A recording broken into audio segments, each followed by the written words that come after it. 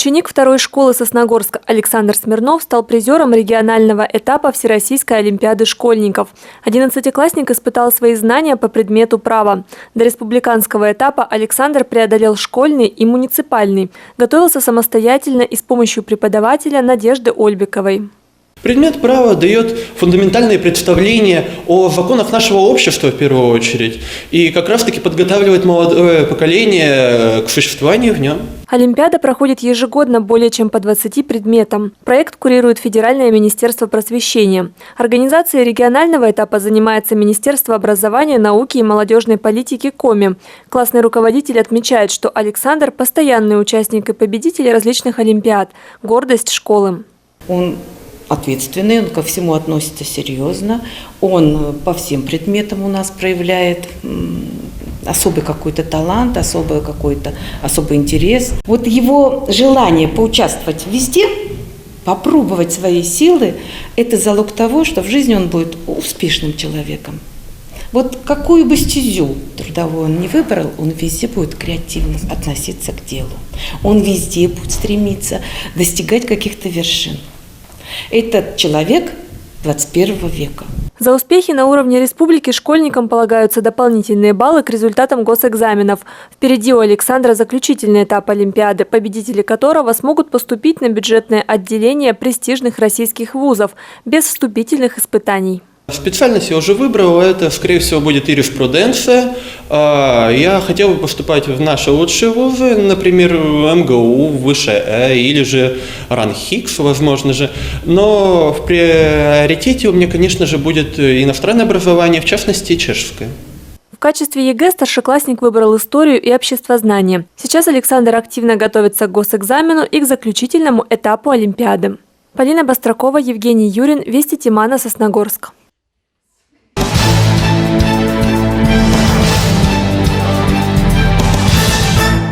У сосногорцев появился шанс бесплатно освоить современные профессии. Такую возможность дает участие в федеральном конкурсе «Гений – это ты». Победители смогут пройти обучение по одному из направлений креативных индустрий – бренд, SMM-менеджмент, дизайн пользовательского интерфейса или копирайтинг. В нашем городе конкурс курируют сотрудники детской и юношеской библиотеки. Первый этап – подача заявки с мотивационным письмом. От нас зависит, вот от кураторов библиотеки, зависит только сбор информации, значит, помощь в составлении каких-нибудь документов, этой же заявки или мотивационного письма, который будет создаваться, отсканирование документов, предложение пользовательского места. И если у вас будет практическая работа какая-то, то вы можете на базе библиотеки ее, значит, реализовать. Конкурс проходит в 70 субъектах России на базе почти 200 модельных библиотек. Организаторы – Министерство культуры и Российская государственная библиотека. Второй этап – творческое задание. Участникам нужно будет в частности придумать бренд своего города. Проект должен относиться к креативной индустрии. Креативная индустрия – это не только какой-то бренд определенный, но и это самое главное – но и мода туда входит, и архитектура, и видеопрограммы. Каждый субъект – это отдельно культурное, традиционное, обрядовое наследие имеет. И мы, найдя вот эту изюминку, должны сделать бренд Сосногорска, чтобы нас узнавали в любом регионе, в любом месте, то есть знали город Сосногорск. Заключительным этапом станет подготовка видеопрезентаций. 100 победителей объявят в середине апреля. Их назовет жюри, в которое входят организаторы. Главный приз – обучение, которое пройдет онлайн и продлится от 4 до 8 месяцев. Программа SMM-менеджмент рассчитана на возраст от 14 лет до 21 года, остальные направления на слушателей от 16 и старше. По окончании выдается документ о дополнительном профессиональном образовании. Подать заявку на участие можно до 17 марта на сайте проекта, его адрес на экране. Также вас всегда готовы проконсультировать сотрудники Сосногорской детской и юношеской библиотеки. Полина Бастракова, Евгений Юрин, Вести Тимана, Сосногорск.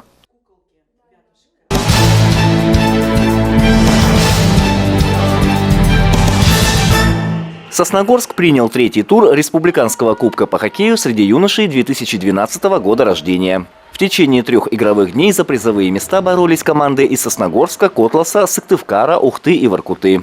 Здесь у нас уже проходит, в том году у нас уже 3-й год уже проходит первенство Республики Коми, а по младшей возрастной группе, то есть это ребята 10-11 лет, у них проходит Кубок Республики Коми.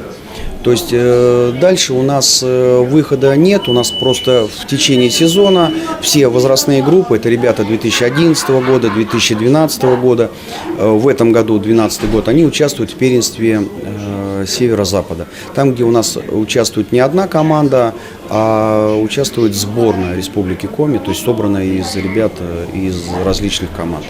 В результате победителем соревнований стал Воркутинский Олимп, на 2-м месте Сосногорская Парма, на 3-м фрегат из Котласа. Стоит отметить, что в начале марта наша команда взяла золото регионального этапа всероссийских соревнований «Золотая шайба» среди команд 2005-2006 годов рождения. За выход в финал боролись команды Сыктывкара, Ухты и Сосногорска.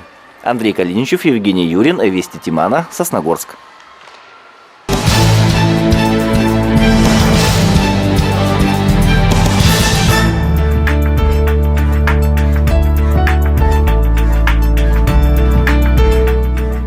С 1 января 2022 года были внесены изменения в 63-й федеральный закон об электронной подписи, и эти изменения касаются порядка выдачи квалифицированной электронной подписи.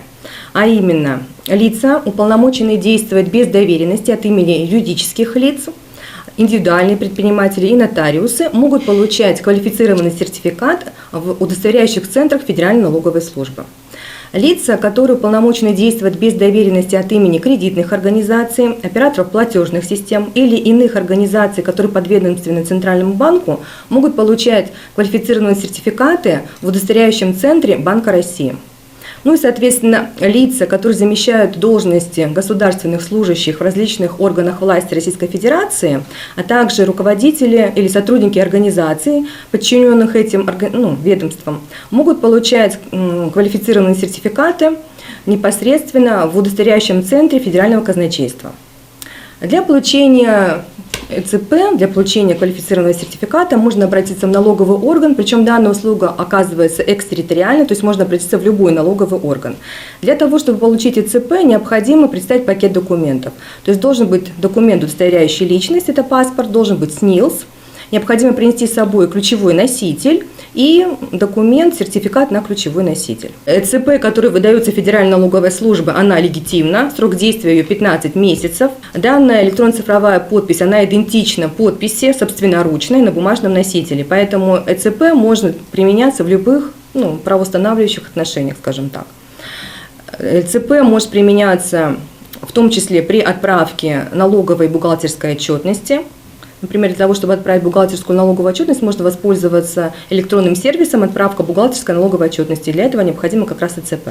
Помимо этого, ЭЦП необходимо юридическим лицам, индивидуальным предпринимателям. Зачастую, когда они пользуются личным кабинетом, они запрашивают информацию о наличии задолженности, о наличии переплаты. Кроме того, можно задать вопросы, касающиеся их вида деятельности, определенно получить ответы от налоговой инспекции. Помимо этого, можно запрашивать различного рода справки.